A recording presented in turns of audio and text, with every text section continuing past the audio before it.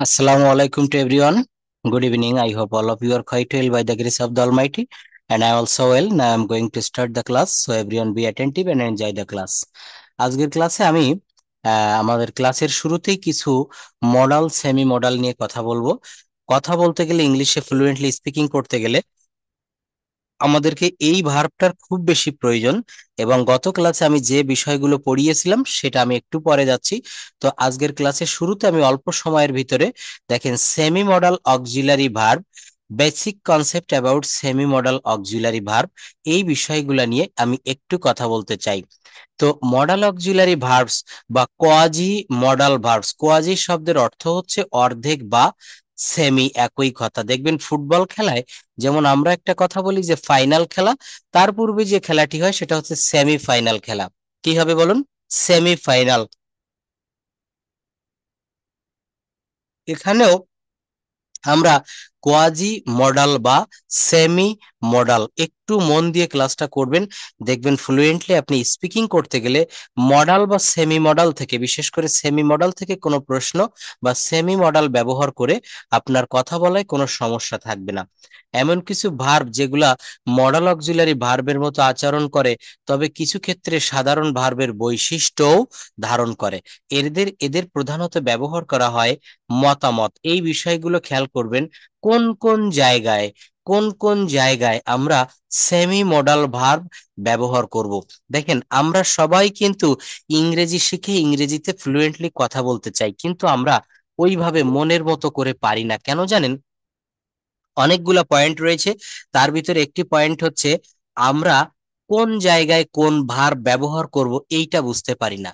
আমি ভাত খেয়েছিলাম আর আমি ভাত খাচ্ছিলাম, এই দুইটা বাক্য যদি আমি বলি, এখানে অনেকেই রয়েছেন আমরা এই বিষয়টা বুঝতে পারি না যে কোনটা পাস্ট ইনডেফিনিট, কোনটা পাস্ট পারফেক্ট, কোনটা past perfect continuous.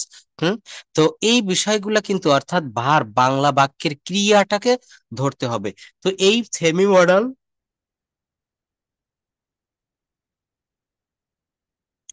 Semi modal ভার্বটাও কিন্তু ঠিক টেন্স যেভাবে আমি গত ক্লাসে দেখিয়েছিলাম, এই সেমি মডাল ভার্বের ব্যবহারটাও কিন্তু আমাদেরকে খুব ভালো করে দেখতে হবে। বলা হচ্ছে যে মতামত চাওয়ার ক্ষেত্রে অনুমতি, বাধ্যবাধকতা, সম্ভাবনা, ইচ্ছা ইত্যাদি প্রকাশ করতে সেমি মডাল ভার্বগুলা ব্যবহার করা হয়। সেমি মডাল অক্সিলারি ভার্বগুলা প্রধানত কি কি হয় আমরা ধীরে ধীরে একটু দেখতে থাকবো। Need to, dare to, have to, used to. দেখেন অতীতকালের নিয়মিত অভ্যাস হলে ইউজ টু বসে, ইউএসইডি, ইউজড। এখন এর প্রত্যেকটার ব্যবহার আমরা ধাপে ধাপে দেখব, এবং এইটা দিয়ে আমরা কোন কোন জায়গায় প্র্যাকটিক্যালি কথা বলতে হয় সেই বিষয়টা দেখব। So let me know then let me know that can you hear me properly? আমাকে কি সবাই শুনতে পারছেন? Thank you. হ্যাঁ, ভালো। আচ্ছা, আমি সবার প্রশ্ন নিব বা আবার কথা হবে। তো দেখেন এই যে বিষয়গুলো এখানে বলা হচ্ছে সেমি মডাল অক্সিলারি ভার্বস। তো এই নিড টু কোথায় ব্যবহার করব, ডেয়ার টু কোথায় ব্যবহার করব, have to, has two, use to, এই ব্যবহারগুলো আমরা একটু প্র্যাকটিক্যালি দেখি। ব্যবহার বিশ্লেষণ। নিড টু শব্দের অর্থ হচ্ছে প্রয়োজন, শুধু নিড মানে প্রয়োজন, কিন্তু যখন আমি নিডের পরে টু দিব তখন এইটা সেমি মডাল অক্সিলারি ভার্বের কাতারে পড়বে। কি লেখা রয়েছে কাইন্ডলি একটু দেখবেন। নিড টু এর জায়গায় দেখেন প্রয়োজন বা বাধ্যবাধকতা। কি বলেছি এখানে আমি? বলেছি প্রয়োজন বা বাধ্যবাধকতা। সেক্ষেত্রে আমরা নিড টু ব্যবহার করব। আমরা কি ব্যবহার করব? আমরা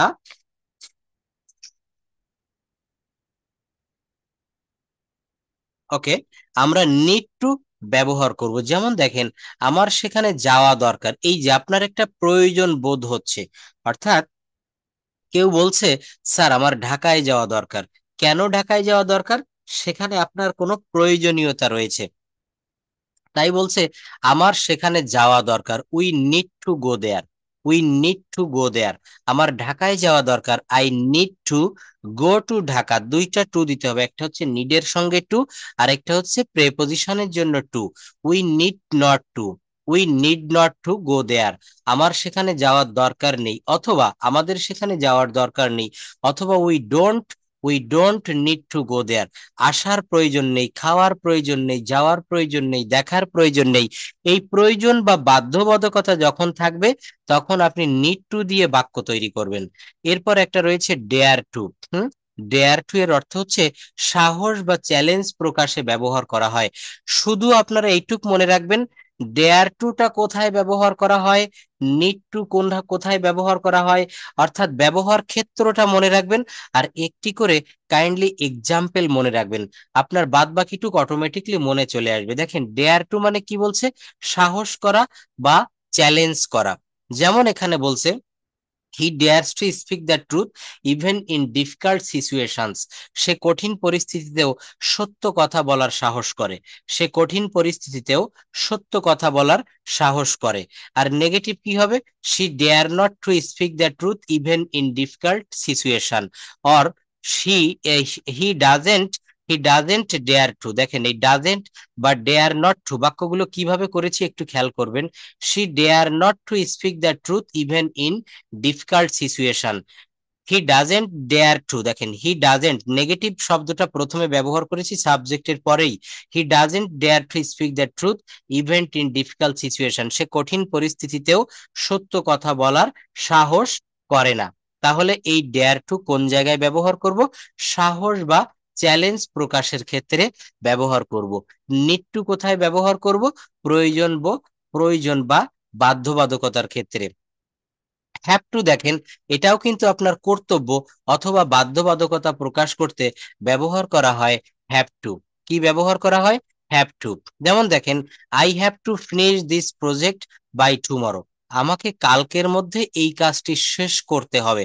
আপনাকে অফিস থেকে আপনার বস টাইম বেঁধে দিয়েছে, আগামী কালকের মধ্যে এই কাজটুকু শেষ করতে হবে। আপনি কিভাবে বলছেন, আই হ্যাভ টু ফিনিশ, কি হবে, I have to finish this project by tomorrow. আমাকে কালকের মধ্যে এই কাজটি শেষ করতে হবে। এরপর দেখেন ইউজ টু, আমরা অনেকেই এটা জানি, অতীতের নিয়মিত অভ্যাস বা অভ্যস্ততা এমন বোঝালে ইউজ টু ব্যবহার করা হয়। সে ছোটবেলায় ক্রিকেট খেলতো, আমি প্রতিদিন একটি করে ডিম খেতাম। তারা নদীতে সাঁতার কাটতো, তারা নদীতে সাঁতার কাটতো। অর্থাৎ এই অতীতের নিয়মিত অভ্যাস বোঝালে সেক্ষেত্রে আমরা ইউজ টু ব্যবহার করব। দেখেন he use to play cricket when he was young. অর্থাৎ সে ছোটবেলায় ক্রিকেট খেলতো, এখন বড় হয়ে গিয়েছে, এখন ক্রিকেট খেলে না, এমনটি কিন্তু এখানে বোঝাচ্ছে।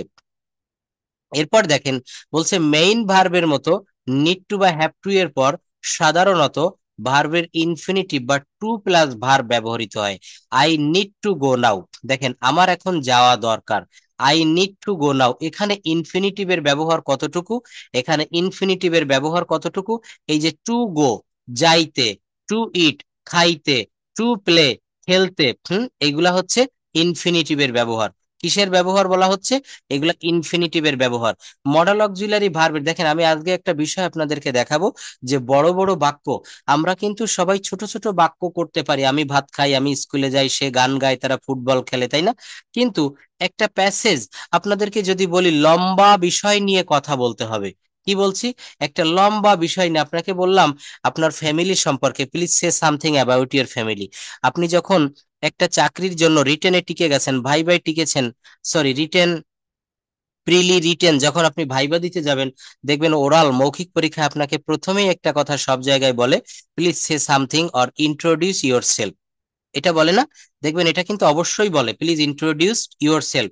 তো এই ক্ষেত্রে তো আপনাকে এই ছোট ছোট বাক্য শিখলে হবে না, আপনাকে কথা বলতে গেলে এই জায়গাটা একটু জানতে হবে। দেখেন এক একটা প্যাসেজ দিয়েছে এখানে, এই যে ছোট্ট একটা প্যাসেজ এখানে তুলে ধরেছি, যেমন এইগুলা দিয়ে কিন্তু আমাদেরকে কথা বলার অভ্যাস করতে হবে। দেখেন অনেকগুলা বাক্য পরপর সিকুয়েন্স অনুসারে এখানে সাজিয়ে দিয়েছি। আমাদের গ্রামে একটি ছোট্ট স্কুল আছে, এই বাক্যগুলো করতে গেলে আপনাকে আমি এখন যে জায়গাগুলো দেখাচ্ছি, modal, semi modal, tense, verb ঠিক রেখে কথা বলা, টেন্সের পরিবর্তন করা, প্যাসিভ মুড, এগুলা কিন্তু আপনাকে জানতেই হবে। আমাদের গ্রামে একটি ছোট্ট স্কুল আছে, স্কুলটি গ্রামের এক কোণে অবস্থিত। কি বলছে? স্কুলটি গ্রামের এক কোণে অবস্থিত। প্রতিদিন সকালে ছাত্র ছাত্রীরা স্কুলে যায়।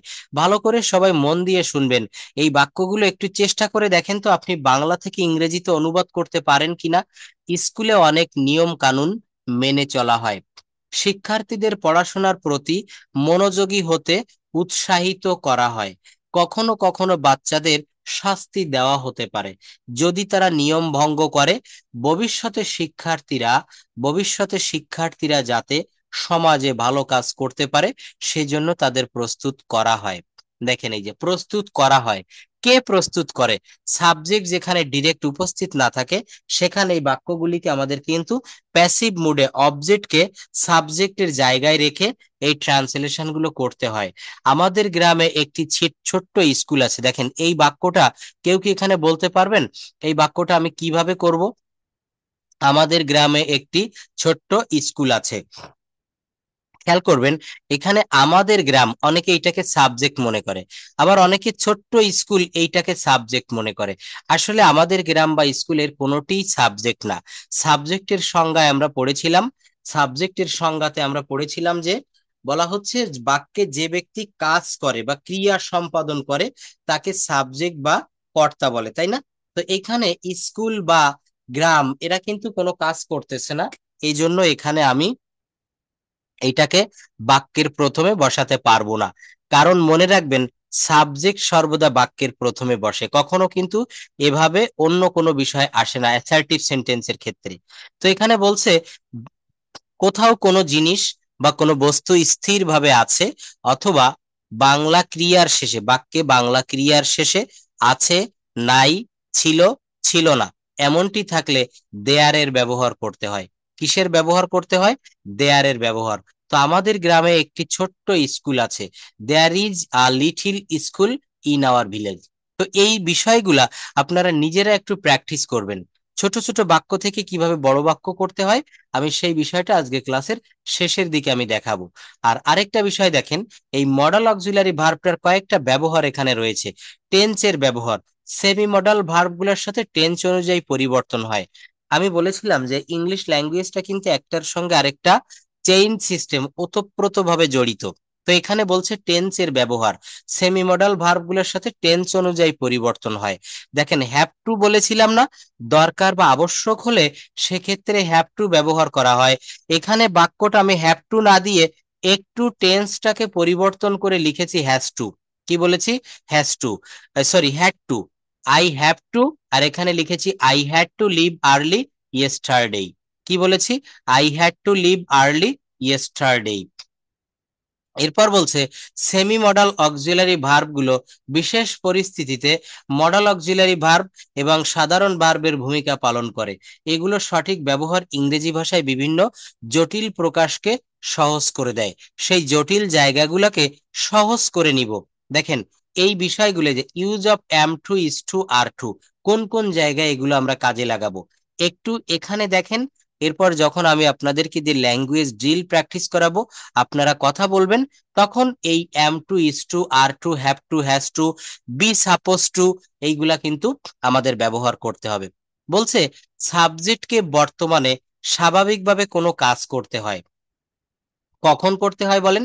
সাবজেক্টকে স্বাভাবিকভাবে বর্তমানে কোনো কাজ করতে হয় অথবা ক্রিয়ার সঙ্গে তে হয় যুক্ত থাকলে সেই ধরনের বাক্যকে ইংরেজি করার জন্য am to is to are to ব্যবহার করা হয়। নিম্নে এই ধরনের বাক্যের ইংরেজি ব্যবহারের জন্য আমরা কয়েকটা স্ট্রাকচার দেখব। সাবজেক্টকে সাধারণভাবে করতে হয়, যেমন রুমা বলছে রুমাকে প্রত্যহ রান্না করতে হয়, রহিমকে প্রত্যহ অফিসে যেতে হয়। প্রত্যহ হচ্ছে ডেইলি বা এভরিডে। ছাত্রদেরকে প্রচুর অধ্যয়ন করতে হয়, আমাকে প্রতিদিন 8 ঘন্টা পরিশ্রম করতে হয়। এই বাক্যগুলো আপনি অবশ্যই am to is to are to দিয়ে করবেন, তবে সাবজেক্ট অনুসারে বসাতে হবে। কখনো এম টু হবে, কখনো ইজ টু হবে, আবার কখনো আর টু হবে। এটা একটু মনে রাখবো আমরা। রুমাকে প্রত্যহ রান্না করতে হয়, Ruma is to cook rice. ভাত রান্না করতে হয় যখন দিবেন তখন rice. Ruma is to cook daily অথবা Ruma is to cook rice daily. রহিমকে প্রত্যহ অফিসে যেতে হয়। Rahim is to go to office everyday. এইখানে মন দিয়ে ক্লাসটা করেন। আমি একটু পরে যে এক্সারসাইজ গুলো আপনাদের দেখাবো সেই জায়গায় এইগুলা কাজে লাগবে। ছাত্রদেরকে প্রচুর অধ্যয়ন করতে হয়। স্টুডেন্টস আর টু স্টাডি মাস। দেখেন এই স্ট্রাকচার গুলো জানা থাকলে আমি যখন আপনাদের একটু পরে ল্যাঙ্গুয়েজ ড্রিল প্র্যাকটিস দেখাবো তখন কিন্তু আপনারা এগুলো পারবেন, এগুলো তখন কাজে লাগবে। এরূপ বাক্যকে যখন না বোধক করবেন তখন কি করতে হবে? দেখেন রুমাকে রুমাকে প্রত্যহ রান্না করতে হয় না, বা রুমাকে রান্না করতে হয় না। Ruma is not to. মনে রাখবেন এই যে বি ভার্বটা রয়েছে এর পরেই কিন্তু আপনাকে নট বসাতে হবে। Ruma is not to cook rice. যদি বলা হয় রুমাকে প্রত্যহ রান্না করতে হয় না, তখন হবে Ruma is not to cook rice every day.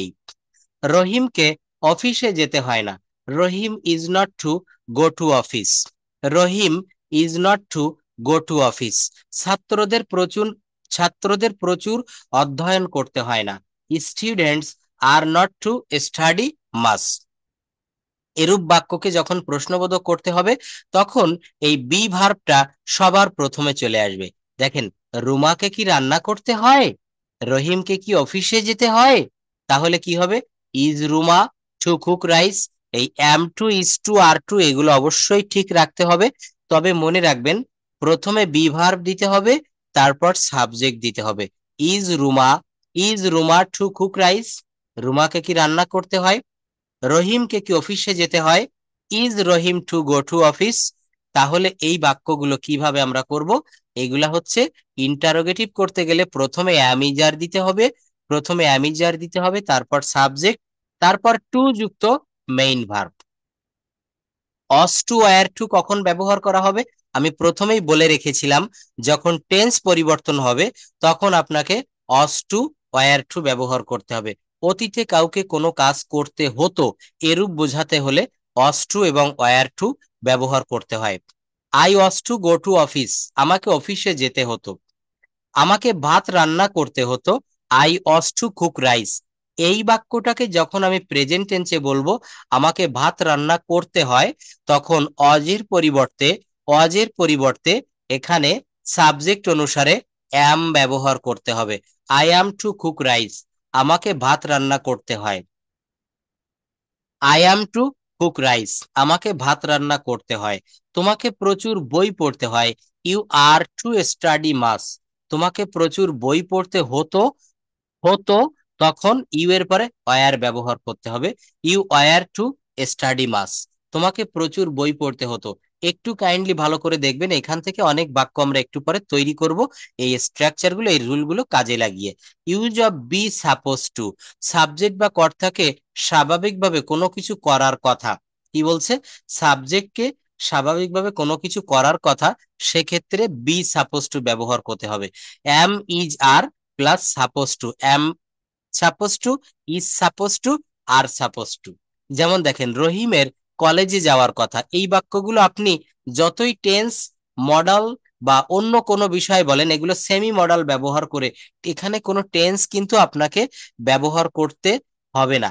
Tense ব্যবহার করে এই বাক্যগুলো আপনি বলতে পারবেন না। এক একজনের কিন্তু আমাদের বডিতে দেখবেন এক একটা অর্গানের এক এক রকম। চোখ আমাদেরকে দেখার কাজে সাহায্য করে, দাঁত আমাদের খাবার চিবিয়ে খেতে সাহায্য করে, তাই না? এখানেও কিন্তু ইংলিশ ল্যাঙ্গুয়েজে গ্রামারের প্রত্যেকটা পার্ট আপনাকে কোনো না কোনো বিষয়ের বাক্য তৈরি করতে সাহায্য করবে। রহিমের কলেজে যাওয়ার কথা। Rahim is suppose to go to college. Rahim is suppose to go to college. আমার ঢাকায় যাওয়ার কথা। I am suppose to go to Dhaka. কি বলছে? I am suppose to go to Dhaka. করিমের আজ গ্রামের বাড়িতে যাওয়ার কথা। Karim is suppose to go to his village home today. তাহলে সাবজেক্টকে বলা হচ্ছে কোনো কিছু করার কথা। এক্ষেত্রে সাপোজ টু ব্যবহার করতে হবে। Am suppose to, is suppose to, are suppose to. এই বাক্যগুলোকে আপনি একই নিয়মে যেভাবে দেখিয়েছিলাম নেগেটিভ করতে পারবেন, এগুলাকে ইন্টারোগেটিভ করতে পারবেন। যখন আপনি পাস্ট টেন্স ব্যবহার করে কথা বলবেন তখন was suppose to, were suppose to এগুলা বলতে হবে। ওয়াজ সাপোজ টু অথবা ওয়্যার সাপোজ টু। রহিমের কলেজে আসার কথা ছিল। তো রহিম যেহেতু এখানে সিঙ্গুলার বা থার্ড পারসন একজন, সেক্ষেত্রে এখানে রহিম অজ সাপোজ টু, সরি, রুমার, তাহলে এখানে রুমার পরে WAS, Ruma was suppose to go to আর কাম টু কলেজ, তার এখানে সকাল 10টায় আসার কথা ছিল। কি বলা হচ্ছে? He was suppose to come here at 10 AM।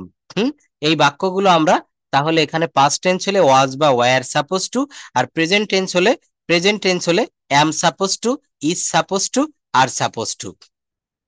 এরপর দেখেন, একটু দেখাই, এই বাক্যগুলোকে যখন নেগেটিভ করবেন তখন কিভাবে করতে হবে। বলছে রুমার কলেজে আসার কথা ছিল না, রুমার কলেজে আসার কথা ছিল না, Ruma was not suppose to come to college, Ruma was not suppose to come to college, তার এখানে সকাল 10টায় আসার কথা ছিল না। এই বাক্যগুলোকে আমরা এখানে অজের পরে অর্থাৎ বি ভার্বের পরে নট যোগ করে নেগেটিভ করব। একটু ভালো করে লক্ষ্য করবেন। নেক্সটে দেখেন, use of have to, has two, had to, will have to, কোন কোন জায়গায় এগুলো ব্যবহার করব। সাবজেক্টকে বর্তমানে বাধ্যতামূলক, শব্দটা মনে রাখবেন। বলছে সাবজেক্টকে বর্তমানে বাধ্যতামূলক কোনো কাজ করতে হবে, অর্থাৎ বাংলা বাক্যের ক্রিয়ার সঙ্গে তে যুক্ত থাকবে, তখন ইংরেজি করার জন্য হ্যাভ টু, হ্যাজ টু ব্যবহার করতে হবে। আর সেক্ষেত্রে স্ট্রাকচারটা হবে নিম্নরূপ। আমাকে খুলনায় যেতে হবে, I have to go to Khulna. আপনাকে এখানে কি বলেছে? বাধ্যতামূলক ভাবে খুলনায় আপনার একটা জরুরি কাজ রয়েছে। ছাত্রদেরকে সৎ হতে হবে, students have to be honest. আমার ভাত খেতে হবে, I have to eat rice. রহিমের কাজটি করতে হবে, Rahim has to do the work, Rahim has to do the work, রহিমের কাজটি করতে হবে। তাহলে এই বাক্যগুলোকে আপনি হ্যাভ টু ব্যবহার করবেন।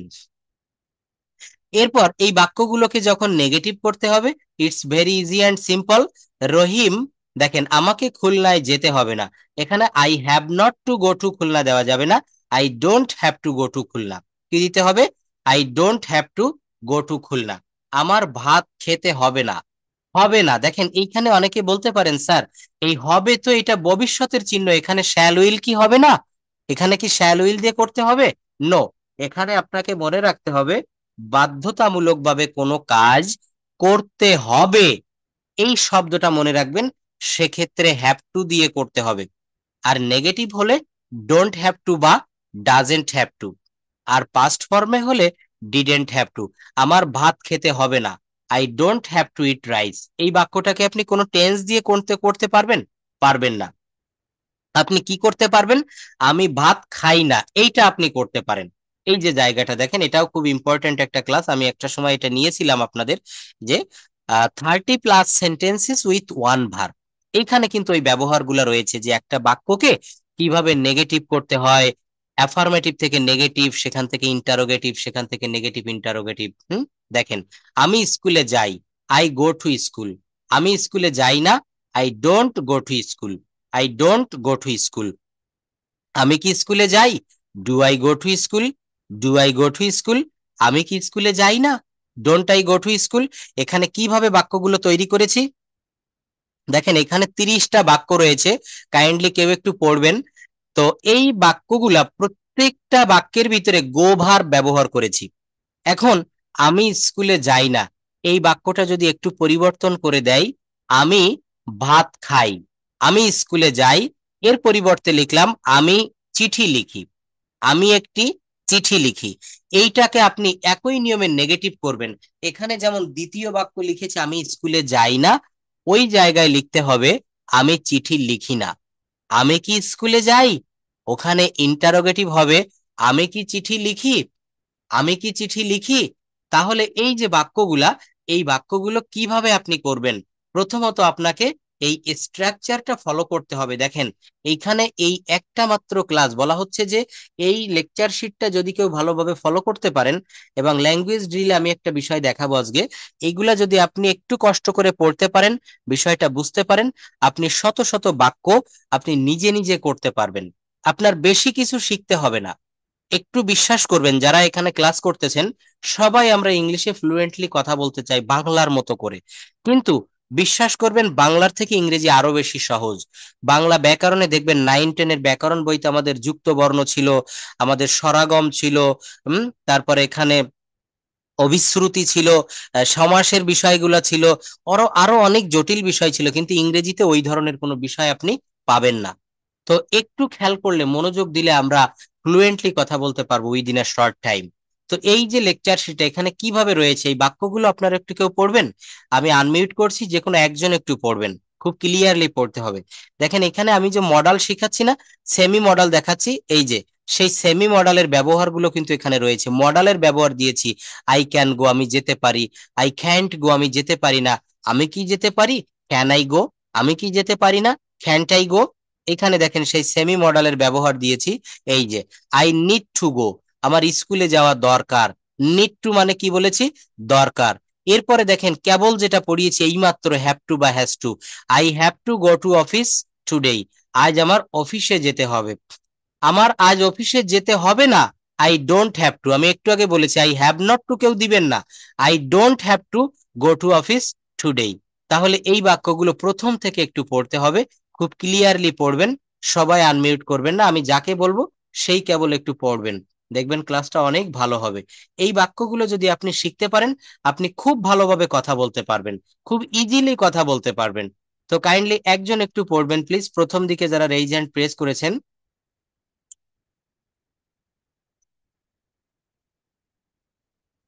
হ্যাঁ, Roshanara Begum, please unmute your microphone. অন্যরা সবাই মিউট রাখবো আমরা, ক্লাসের নিতে আমাকে খুব সহজ হবে এটা। হুম, আচ্ছা শুনতে পাচ্ছেন? প্লিজ আপা পড়তে পারবেন? Yes sir. Thank you. আপনি বাক্যগুলো পড়বেন, সবাই কাইন্ডলি একটু নিজ দায়িত্বে মিউট করে রাখবেন। আপনি একটু দ্রুত পড়বেন এভাবে, আমি স্কুলে যাই, আই গো টু, নো, আগে বাংলা বলবেন পরে ইংলিশ বলবেন। আমি স্কুলে যাই, আই গো টু স্কুল।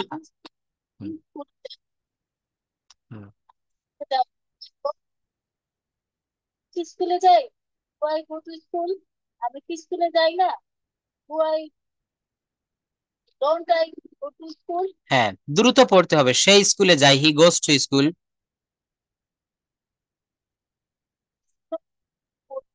সে কি স্কুলে যায়, does he go to school, সে স্কুলে যায় না, does not he go to no, school. আপনি ভুল পড়েছেন, এখানে সে স্কুলে যায় না, সে কি স্কুলে যায় না। আরেকটা ভুল বলেছেন, এখানে ডাজ নট না, বলতে হবে ডাজেন্ট, এটা আমরা শর্ট ফর্ম ব্যবহার করব। এখানে যারা প্রবাসীরা ক্লাস করছেন দেখবেন ইউকে তে, আমেরিকাতে প্রচুর পরিমাণে কন্ট্রাকশন ব্যবহার করা হয়, ডাজ নট না, ডাজেন্ট, ডু নট না, এটা বলতে হবে ডোন্ট। তো এইভাবে একটু ক্লিয়ারলি পড়তে হবে। হুমায়রা আক্তার, প্লিজ শুনতে পারছেন? একটু আনমিউট করবেন এটা। এখন আমি প্রশ্ন নিচ্ছি না, প্রশ্নটা একটু পরে নিব।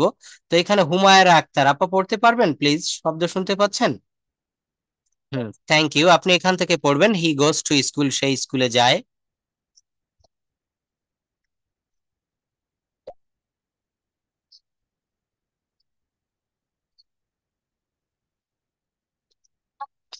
নো, আপনার সাউন্ডটা খুবই স্লো শোনা যাচ্ছে, এটা হলে হবে না, একটু লাউডলি পড়তে হবে। একটু লাউডলি। রোকে আপু পড়তে পারবেন প্লিজ? রোকে আক্তার, রোকে আপু পড়তে পারবেন? বলবো, হ্যাঁ, হ্যাঁ, লিনা চৌধুরী প্লিজ, লিনা চৌধুরী, হ্যাঁ আপনার সাউন্ডটা ক্লিয়ার রয়েছে, আপনি পড়ুন, এখান থেকে পড়বেন, পাস্ট টেন্স গুলা পড়বেন। আমি স্কুলে গিয়েছিলাম, I went to school.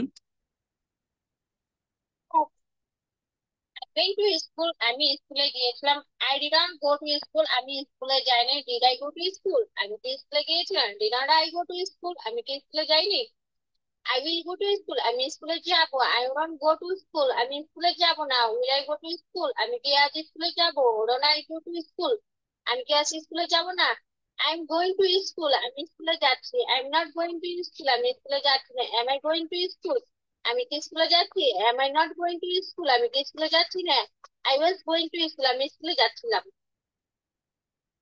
I was not going to school, আমি স্কুলে যাচ্ছিলাম না, was I going to school, আমি কি স্কুলে যাচ্ছিলাম না, wasn't I going to school, আমি কি স্কুলে যাচ্ছিলাম না, I will be going to school, আমি কি স্কুলে যেতে পারবো, I won't go to going to school, আমি স্কুলে যেতে থাকবো না, I will I be going to school, আমি কি স্কুলে যেতে থাকবো, when I ওরন I be going to school, আমি কি স্কুলে যেতে থাকবো না, I have gone to school, আমি স্কুলে গিয়েছি। I have not gone to school, আমি স্কুলে যাইনি। Have I gone to school, আমি কি স্কুলে গিয়েছি। Haven't I gone to school, আমি কি স্কুলে যাইনি। He has gone to school, সে কি স্কুলে গিয়েছে, সে স্কুলে গিয়েছে। He has not gone to school, সে স্কুলে যায়নি। Has he gone to school, সে কি স্কুলে গিয়েছে। Hasn't he gone to school, সে কি স্কুলে যায়নি। He had gone to school, সে স্কুলে গিয়েছিল। He had not gone to school, সে স্কুলে যায়নি। Had he gone to school, সে কি স্কুলে গিয়েছিল। Hadn't he gone to school, সে কি স্কুলে যায়নি। ক্যান দিয়ে পড়বেন, can, I can. Can go, আমি যেতে পারি। আই কান্ট গো, আমি যেতে পারি না। ক্যান আই গো, আমি কি যেতে পারি। কান্ট আই গো, আমি কি যেতে পারি না। ক্যান্ট আই গো, আমি কি যেতে পারি না। যদি বলা হয় আমি কি খেতে পারি না, তখন কি হবে? Can't I eat, can't I eat. Can I, can't I eat, আমি কি খেলতে পারি না। ক্যান্ট আই প্লে, আমি কি নিতে পারি না। ক্যান্ট আই টেক, আমি কি তোমার কলমটি নিতে পারি না। Can't I take your pen. অর্থাৎ অর্থাৎ এইখান থেকে একটা নিয়ম শিখে সেইটা দিয়ে আপনাকে নিজে মনে মনে অনেক বাক্য তৈরি করতে হবে, লিখতে হবে। একটা যেমন আমি এখানে গো ভার্ব দিয়ে শিখিয়েছি, আপনি যতগুলা ভার্ব জানেন এখানে অনেক ভার্ব ফর্ম দিয়েছি। রাইট, তাহলে আমি লিখতে পারি আই ক্যান রাইট, আমি বলতে পারি আই ক্যান স্পিক, আমি নিতে পারি আই ক্যান টেক, আমি তৈরি করতে পারি আই ক্যান মেক। অর্থাৎ একটা স্ট্রাকচার দিয়ে আপনাকে অনেক বাক্য তৈরি করতে হবে। তাহলে এইগুলো সেই মডাল ভার্ব দিয়ে একটু পড়েন তো। আই মাস্ট গো, আমি অবশ্যই স্কুলে যাব। I must go to school.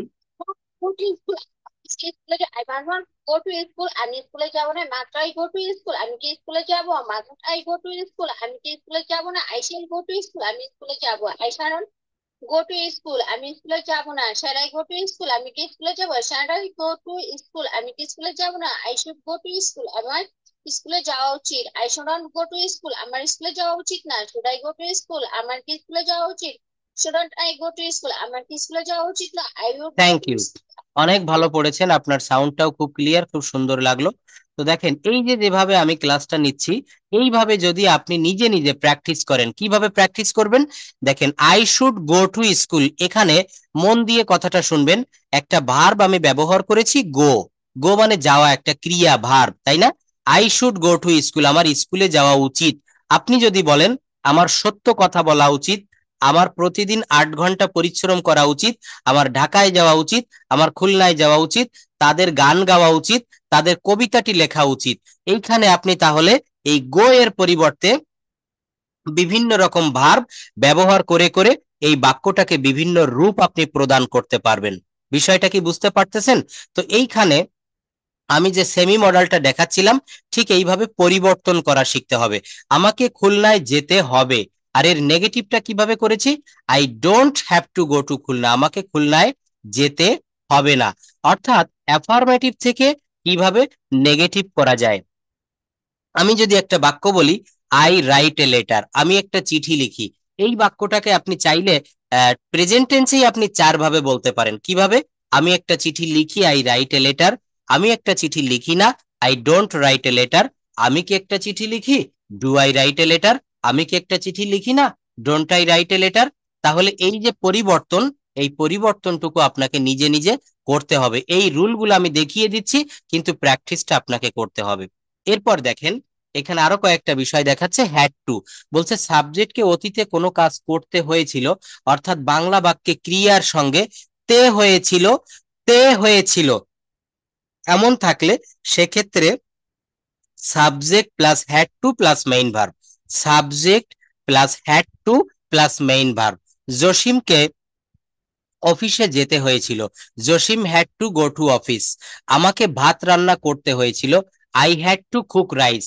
আমাদেরকে বই পড়তে হয়েছিল, we had to read books. বিষয়টা কিভাবে তৈরি করেছি? হ্যাড টু দিয়ে আমি বাক্যগুলো তৈরি করেছি, নেগেটিভ করেছি, ইন্টারোগেটিভ করেছি। এখান থেকে আপনারা প্র্যাকটিস করবেন। এরপর দেখেন, আমি প্রত্যেকটা ক্লাসে আপনাদেরকে হোমওয়ার্ক দিয়ে থাকি। হোমওয়ার্কটা এখানে থাকছে হচ্ছে, আমরা যে মডাল সেমি মডাল শিখলাম, বা আমরা যে টেন্স শিখেছিলাম, এই টেন্সকে ব্যবহার করে, সেমি মডেলকে ব্যবহার করে বাক্যগুলো তৈরি করতে হবে। বাংলা দেওয়া থাকবে, ইংলিশ আপনাকে করতে হবে। সে মাছ ধরিতে থাকবে, এটা কোন টেন্স বলতে পারবেন? অনেকে পারবেন, টেন্স সম্পর্কে যাদের সুস্পষ্ট ধারণা রয়েছে। মাছ ধরিতে থাকবে ভবিষ্যৎকালে চলমান থাকবে, future continuous tense. He will be, he will be catching fish. Subject যদি পরিবর্তন করে দেয়, তারা মাছ ধরিতে থাকবে, they will be catching fish. আমি মাছ ধরিতে থাকবো, I will be catching fish. তুমি মাছ ধরিতে থাকবে, you will be catching fish. দেখেন আমি ফিউচার কন্টিনিউয়াস টেন্স দিয়ে কয়েকটা বাক্য অল্প সময়ের ভিতরে বলে ফেললাম। আপনাদেরকেও এইভাবে প্র্যাকটিস করতে হবে। সে মাছ ধরিতে থাকবে, সুমন মাছ ধরিতে থাকবে, রবিউল কাজটি করিতে থাকবে। এই যে বাক্যগুলো future continuous tense, subject plus shall be বা উইল বি প্লাস মূল ভার্বের সঙ্গে আইএনজি প্লাস অবজেক্ট। আমি প্রত্যেকটা ক্লাসে আপনাদেরকে বলে থাকি 12টা টেন্স আপনি যদি কমপ্লিট করতে পারেন, এই 12টা টেন্স থেকে আপনার কথা বলার জন্য খুব কাজে আসবে। এই টেন্স গুলো দেখেন অল্প সময়ের ভিতরে অল্প পরিশ্রমে আমরা কিন্তু এগুলা শিখতে পারি। একটা চার্টের মাধ্যমে দেখেন 12টা টেন্স, আপনি ইচ্ছা করলে একটু মন দিয়ে পড়লে 12 মিনিটও আপনার লাগবে না। কিভাবে আমরা শিখবো? প্রেজেন্ট সিম্পল টেন্স, এইটা আগে আমাদেরকে বুঝতে হবে। প্রেজেন্ট সিম্পল টেন্স এর বাংলাটা কেমন হয়? আমরা কিন্তু অনেকেই টেন্স খুঁজে বের করতে পারি না, আইডেন্টিফাই করতে পারি না। সেই জায়গাটা কেমন একটু দেখবেন, সবাই ধৈর্য ধরে ক্লাসটাতে থাকবেন, চলে যাবেন না। কিছু হলেও আপনি প্রত্যেকদিন শিখতে পারবেন। বলা হচ্ছে বাংলা ক্রিয়ার শেষে রস্বইকার থাকে, এ থাকে, অন্ত্যেষ্টিয় থাকে, ও থাকে। যেমন দেখেন আমি ভাত খাই, খাই বললে কি রস্বইকার চলে আসে, আসে না? তারা স্কুলে যায়, যায় বললে যায় বানান কি জয়াকার, অন্তর্জয়াকার, অন্ত্যেষ্টিয়। এই দেখেন শেষে কিন্তু এই বর্ণটা থাকবে। এই 4টা বর্ণ থাকলেই আপনি বুঝবেন সেই বাক্যটা প্রেজেন্ট টেন্স এবং প্রেজেন্ট ইনডেফিনিট টেন্স। আর এইটার গঠন প্রণালীও এখানে দিয়ে রেখেছি, সাবজেক্ট প্লাস ভার্বের V one plus extension, no auxiliary verb. মনে রাখবেন present indefinite tense, past indefinite tense, future indefinite tense, এখানে কখনো অক্সিলারি ভার্ব আসবে না। যেমন আমি যাই, আই গো, আমি খাই, আই ইট, আমি খেলি, আই প্লে, আমি ধরি, আই ক্যাচ, আমি পড়ি, আই রিড। আমি কি পড়ি? একটু বড় করে দিতে পারেন বাক্যটা, I read a book, I read a book, আমি একটা বই পড়ি। এরপর দেখেন প্রেজেন্ট কন্টিনিউয়াস টেন্স, তাহলে আমি ভাত খাই এটা জেনে গিয়েছি present indefinite tense. Present continuous টেন্সে কি থাকে? বাংলা ক্রিয়ার শেষে তেসি, তেসো, তেসেন বা সি, স, সে এইগুলা থাকে। যেমন প্রেজেন্ট কন্টিনিউয়াস টেন্সের বাংলাটাও জানতে হবে, চলমান বর্তমান কাল। পাস্ট কন্টিনিউয়াস টেন্সের বাংলা চলমান অতীতকাল। ফিউচার কন্টিনিউয়াস টেন্সের বাংলা চলমান ভবিষ্যৎকাল। 12টা টেন্সের বাংলা অর্থগুলো আগে জানতে হবে। কেন জানতে হবে? অ্যাজ উই আর বাঙালি, আমরা যেহেতু বাঙালি আমাদেরকে বাংলা জেনে তারপর ইংরেজি জানতে হবে, বাংলা থেকে ইংলিশে ট্রান্সলেট করতে হবে। দেখবেন এখানে যারা প্রবাসীরা রয়েছেন রাত্রে ঘুমালে আমরা স্বপ্ন কিন্তু বাংলাতে দেখি। কেন দেখি? আমাদের রক্তে মিশে রয়েছে বাংলা, আমরা বাঙালি পরিবেশে বড় হয়েছি, তাই আমাদেরকে আগে বাংলা বুঝে তারপরে ইংরেজিতে বাক্য তৈরি করতে হবে। যেমন আমরা প্রত্যেকেই ভুলটা করে থাকি, যেমন প্রথমে নিউ লার্নার যারা, আমি যদি বলি আমি ভাত খাই, আমি ভাত খাই, তো এই বাক্যটায় বাংলা যা আছে বাংলা অনুসারে যদি আমরা ইংলিশে অনুবাদ করি তাহলে কি হবে? আই মানে আমি, রাইস মানে ভাত, ইট মানে খাই। কি হলো বাক্যটা? আই রাইস ইট, আমি ভাত খাই।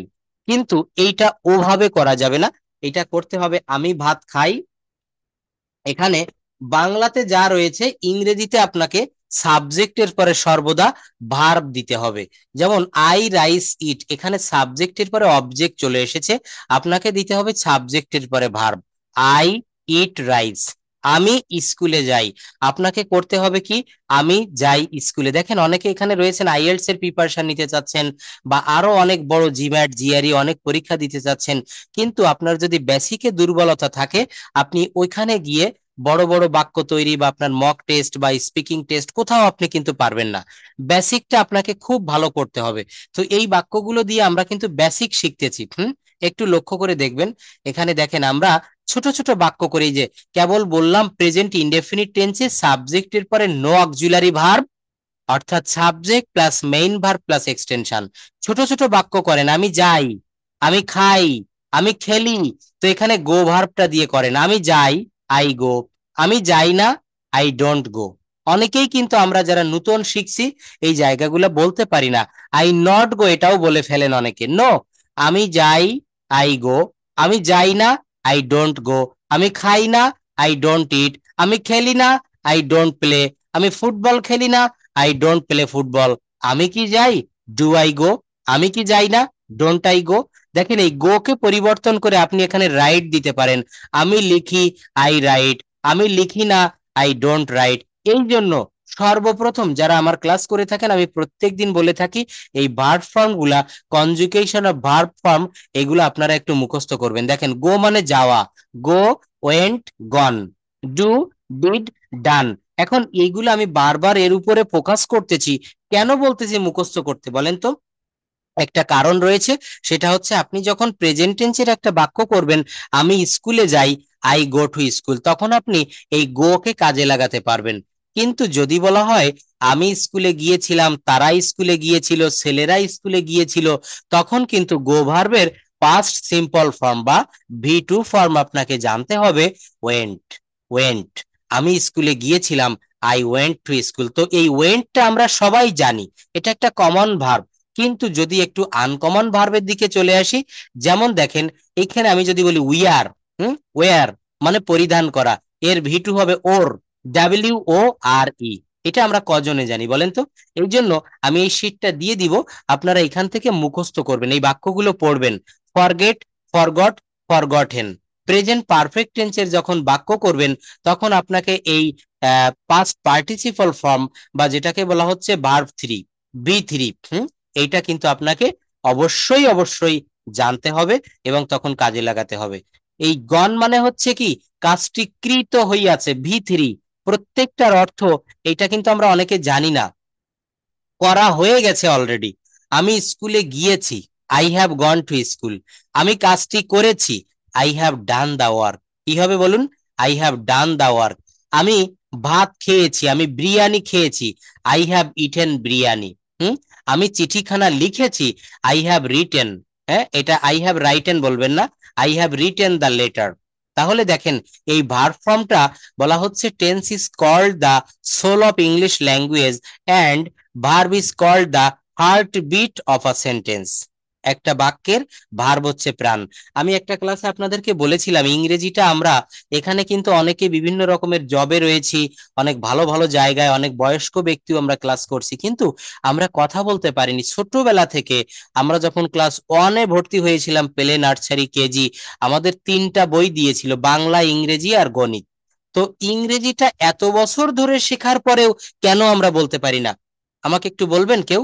এর একটা মেইন পয়েন্ট হচ্ছে আমরা সারা জীবন টিচারের কথা শুনে এসেছি, কিন্তু নিজেরা কখনো কথা বলিনি, প্র্যাকটিক্যাল জায়গাটায় আসিনি। ওই যে আমি আপনাদেরকে বলেছিলাম না, সাঁতার হলো পানিতে আর ভাষা হলো মুখেতে। আপনার মুখ খুলতে হবে। If you want to learn this language, at first you have to open your mouth, then you will be able to speak in English fluently like the native speaker. আপনি যদি মুখ খোলেন, আপনি নেটিভ স্পিকারদের মতো কথা বলতে পারবেন। দেখেন এখানে আমি কয়েকটা বাক্য সাজিয়েছি আপনাদের পড়ার সুবিধার্থে। বলা হচ্ছে আমি যাই, আই গো। তুমি যাও, ইউ গো। সে যায়, তখন সাবজেক্টের পরে ভার্বের V1 প্লাস S/S, কারণ এখানে সাবজেক্ট থার্ড পারসন, একজন। হি গোজ, সে যায়।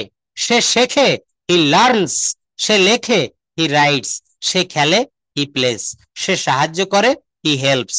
সে ব্যবহার করে, হি ইউজেস। হি ইউজেস। কিন্তু আমি ব্যবহার করি, আই ইউজ। আমি সাহায্য করি, আই হেল্প। আমি খেলি, আই প্লে। আপনি চাইলে এখানে বড় বড় বাক্য করতে পারেন। আমি খেলি, আমি কি খেলি, আই প্লে ফুটবল। আমি ফুটবল কখন খেলি, I play football in the afternoon. আমি ফুটবল খেলি বিকেল বেলায়, কাদের সাথে, আমার বন্ধুদের সাথে। I play football with my friends in the afternoon. দেখেছেন বাক্য বড় করা? প্রথম কতটুক ছিল, আই প্লে, আমি খেলি। পরের বাক্যটা দেখেন, আমি লিখি, আই রাইট। আমি কি লিখি, আমি একটা চিঠি লিখি, আই রাইট এ লেটার। আমি শিখি, আই লার্ন। আমি কি শিখি, I learn English. I learn English with Sohag sir. তাহলে এই বাক্যগুলোকে আপনাকে তৈরি করা শিখতে হবে, অতি সহজ সহজ বাক্য। যেমন দেখেন একটু আগে বলেছি যে ভার্বের V3 অংশটা কাজে লাগবে যে কোনো যে কোনো পারফেক্ট টেন্স করতে গেলে। তুমি গিয়েছো, আমি গিয়েছি, সে গিয়েছে, আমি গিয়েছি, আই হ্যাভ। আই হ্যাভ, এরপরে গো ভার্বের V3 দিতে হবে গন। বাক্যটা কি দাঁড়ালো, আই হ্যাভ গন, আমি গিয়েছি। সাবজেক্টটা একটু পরিবর্তন করে দেন, তুমি গিয়েছো, ইউ হ্যাভ গন। তুমি গিয়েছো, ইউ হ্যাভ গন। সে গিয়েছে, হি হ্যাজ গন। আমি খেয়েছি, ইট মানে খাওয়া, এর ভি3 হবে ইটেন, আই হ্যাভ ইটেন। যারা ইংরেজিতে একেবারেই দুর্বল, এইভাবে ছোট ছোট বাক্যগুলো প্র্যাকটিস করেন, দেখবেন এই ছোট ছোট প্রয়াস, চেষ্টা একদিন আপনাকে বড় কোনো জায়গায় নিয়ে যাবে। অবশ্যই আপনি ফ্লুয়েন্টলি কথা বলতে পারবেন। ইংলিশে কথা বলাটা অ্যাজ ইজি অ্যাজ ওয়াটার। আপনি যদি 3 মাস একজন মেন্টরের অধীনে ভালোভাবে লেগে থাকেন, কথা বলতে পারবেন। এইগুলো আমি বললে হবে না, আমি বললে আমি শিখতে পারবো, উপকারটা আমার হবে, আপনাকে শিখতে হবে। আমি খেয়েছি, আই হ্যাভ ইটেন। আমি সাহায্য করেছি, আই হ্যাভ হেল্পড। আমরা সাহায্য করেছি, উই হ্যাভ হেল্পড। আমি রান্না করেছি, আই হ্যাভ কুকড। আমি ভাত রান্না করেছি, আই হ্যাভ কুকড রাইস। তুমি রান্না করেছো, ইউ হ্যাভ কুকড। সে রান্না করেছে, হি হ্যাজ কুকড। দেখেছেন? তাহলে প্রেজেন্ট পারফেক্ট দিয়ে বাক্য তৈরি করা কত সহজ। সাবজেক্ট প্লাস হ্যাভ বা হ্যাজ প্লাস ভি3। এরপর আমি আজকে যে বিষয়টা আপনাকে দেখাচ্ছিলাম, যে মডাল সেমি মডাল। মডাল দিয়ে কয়েকটা বাক্য করেন তো কেমন শোনায়। First person, second person, third person, box তৈরি করেছি। এরপর কি করেছি দেখেন, আমি যেতে পারি, আই ক্যান গো। তুমি যেতে পারো, ইউ ক্যান গো। সে যেতে পারে, হি ক্যান গো। অনেকে এখানে হি ক্যানস গো অথবা হি ক্যান গোজ লিখে ফেলি। নো, মডাল ভার্বের সঙ্গে কোনো পরিবর্তন হয় না। সে যেতে পারে, হি ক্যান গো। সে যেতে পারে, হি ক্যান গো। সে ঢাকায় যেতে পারে, he can go to Dhaka. সে আমেরিকায় যেতে পারে, he can go to America. আমি লিখতে পারি, আই ক্যান রাইট। কাউকে আমি প্রশ্ন করছি যে can you speak in English, আপনি বলেন yes I can speak in English. তাহলে এটা ক্যানের ব্যবহার। আপনি চাইলে এখানে কুডের ব্যবহার করতে পারেন, যেমন আমি লিখতে পারি, আই ক্যান রাইট। আমি লিখতে পারতাম, আমি লিখতে পারতাম, I could write. I could write. তুমি লিখতে পারো, ইউ ক্যান রাইট। এই রাইট বাদ দিয়ে যদি বলি আমি পড়তে পারি, I can read. You can read, he can read. I can come, you can come, he can খাম। বাক্য তৈরি করা কিন্তু খুবই সহজ, শুধু আমাদেরকে এই বিষয়গুলো লক্ষ্য রাখতে হবে। I can go, I can write. ছোট ছোট বাক্য তৈরি করবেন, কিন্তু এই বাক্যগুলো যেন আপনাকে সঠিক জায়গায় পৌঁছে দেয়। দেখেন আরো একটা স্ট্রাকচার দেখাই, এই স্ট্রাকচার গুলো যারা পারবেন অবশ্যই কথা বলতে পারবেন। আমি একটু আগে দেখিয়েছিলাম মাস্টের ব্যবহার, অর্থাৎ অবশ্যই বা খুব প্রয়োজন, শিওরলি কাজটা হবে। আই মাস্ট ডু ইট, আমি অবশ্যই এটা করব। আমি অবশ্যই যাব, আই মাস্ট গো। আমি অবশ্যই খাবো, আই মাস্ট ইট। একটু মনে মনে চিন্তা করে দেখেন তো, এখানে কি আপনি টেন্স ব্যবহার করলে হবে? প্রেজেন্ট ইনডেফিনিট টেন্স, যেমন গঠন প্রণালী আমরা জানি subject plus B one plus extension, কিন্তু এখানে আপনি ওই নিয়মটা দিয়ে করতে পারবেন না। আমি অবশ্যই যাব, আই মাস্ট গো। আমি অবশ্যই খাবো, আই মাস্ট ইট। আমি অবশ্যই পানি খাবো, আই মাস্ট ড্রিঙ্ক ওয়াটার। আমি অবশ্যই পড়বো, আই মাস্ট স্টাডি। আমি অবশ্যই ঘুমাবো, আই মাস্ট স্লিপ। আমি অবশ্যই কাজ করব, আই মাস্ট ওয়ার্ক। দেখেছেন এই যে ছোট ছোট স্ট্রাকচার গুলো না, এইগুলো কিন্তু আপনাকে ইংরেজি শিখতে সাহায্য করবে। শুধু টেন্স শিখলাম, শুধু পার্টস অফ স্পিচ শিখলাম, এটা কিন্তু আপনাকে এই বিষয়গুলো একটু মনে রাখবেন। দেখেন এখানে আমি কয়েকটা ইউজ আপনাদেরকে একটু দেখাই। ক্যানের একটা ব্যবহার, একটু আগে যেটা দেখিয়েছি না, কতগুলা ব্যবহার ক্যান দিয়ে করা যায়। দেখেন আমি করি, ডু দিয়ে। বা এখানে কয়েকটা সহজ সহজ, আমি করি, আই ডু। প্রেজেন্ট কন্টিনিউয়াস টেন্সে যখন নিয়ে যাব এটা, তখন আমরা সবাই জানি সাবজেক্টের পরে আমি যার হয়, আই অ্যাম ডুইং। আমি করছি, আমি করিয়াছি। একই জায়গায় আপনাদের ল্যাঙ্গুয়েজ ড্রিল প্র্যাকটিস হবে। আমি করিয়েছি, আই হ্যাভ ডান। করিয়াছি, এই মাত্র করেছি। আমি করেছিলাম, আই ডিড। আমি করেছিলাম, দেখেন একই বাক্য। আমি করেছিলাম বললে পাস্ট ইনডেফিনিটে হবে, আই ডিড। আবার আমি করেছিলাম এই বাক্যটা যখন পাস্ট পারফেক্টে করব, তখন হবে আই হ্যাড ডান। কারণ হ্যাজ, হ্যাভ, হ্যাড দিলে ভার্বের ভি3 হয়। I had done. আমি করিতেছিলাম past continuous tense, I was doing. কি হবে? I was doing. আমি করব, আই উইল ডু। আমি করতে থাকবো, আই উইল বি ডুইং। আমি করতেও পারি, এই সম্ভাবনা রয়েছে, তখন বলছে আই মে ডু। আমি করতেও পারতাম, আই মাইট ডু। আমি করতে পারি, আই ক্যান ডু। আমি করতে পারতাম, আই কুড ডু। আমার করা উচিত, আই শুড ডু। আমার করা প্রয়োজন, আই নিড টু ডু। আমি অবশ্যই করব, আই মাস্ট ডু। দেখেছেন কত ভাবে একটা কথাকে বলা যায়। আমি করতাম, আই উড ডু। আমি করতাম, একই শব্দ আই ইউজ টু ডু, অর্থাৎ অতীতকালে নিয়মিতভাবে কোনো কাজ করতাম তখন ইউজ টু হবে নিয়মিত অভ্যাস, আমাকে করতে হবে আই হ্যাভ টু ডু, আমাকে করতে হয়, আমি একটু আগে আজকে আপনাদের পড়িয়েছি যারা ক্লাসটাতে ছিলেন, আমাকে করতে হয় I am to do, I am to do, আমাকে করতে হয়েছিল আই হ্যাড টু ডু। তাহলে এই স্ট্রাকচার গুলো দিয়ে একই ভার্ব দিয়ে কতগুলো বাক্য কিন্তু আপনারা তৈরি করা দেখলেন, তাই না? এখানে আরো একটা বিষয় দেখেন কত সহজেই বাক্যগুলো তৈরি করা যায়, একটু খেয়াল করবেন। এখানে দেখেন আমি এখানে একটা ভার্ব নিয়েছি, সেটা হচ্ছে একটা ড্রাইভ দিয়ে বাক্য দেখিয়েছি। ড্রাইভ, যেমন দেখেন বলছে যে হি ড্রাইভস এ কার, সে একটা গাড়ি চালায়, সে একটা গাড়ি চালিয়েছিল, হি ড্রোভ এ কার, সে একটা গাড়ি চালাবে, he will drive a car, he is driving a car, সে একটা গাড়ি চালাচ্ছে। সবাই লক্ষ্য করবেন হি ইজ ড্রাইভিং এ কার, এই বাক্যটা দিয়ে আপনি অনেকগুলো বাক্য তৈরি করতে পারেন। He is driving a car, he is eating rice, he is going to market, he is catching fish, he is singing a song. অর্থাৎ এই স্ট্রাকচারটা দিয়ে আপনাকে এক জায়গায় দাঁড়িয়ে থাকলে হবে না, অনেকগুলো বাক্য তৈরি করতে হবে। He was driving a car, he will be driving a car, he has driven a car. অর্থাৎ এই বাক্যগুলো এখানে 26টা বাক্য দিয়েছি, এইগুলো আপনারা একটু প্র্যাকটিস করবেন। আজকে যে যেটা পড়িয়েছি দেখেন 20 number, number 20, he is suppose to drive a car, এইটার অর্থ কি বলতে পারবেন? তার suppose to, he is suppose to drive a car, তার একটা গাড়ি চালানোর কথা। Number 21, he was, he was suppose to drive a car, তার একটা গাড়ি চালানোর কথা ছিল, তার একটা গাড়ি চালা, he is going to drive a car, সে একটা গাড়ি চালাতে যাচ্ছে। কি বললাম? সে একটা গাড়ি চালাতে যাচ্ছে।